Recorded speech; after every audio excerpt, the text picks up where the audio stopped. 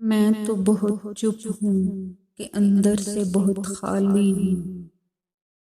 मैं तो बहुत चुप हूँ कि अंदर से बहुत खाली हूँ।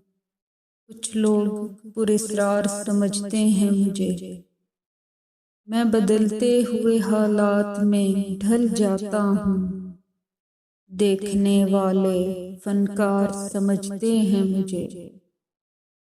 वो जो उस पार हैं उनके लिए इस पार हूँ मैं।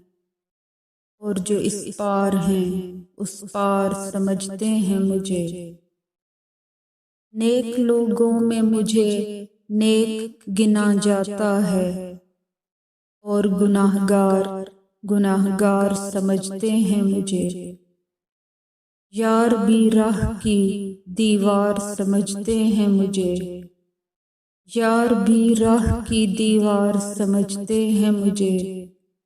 मैं समझता था मेरे यार समझते हैं मुझे।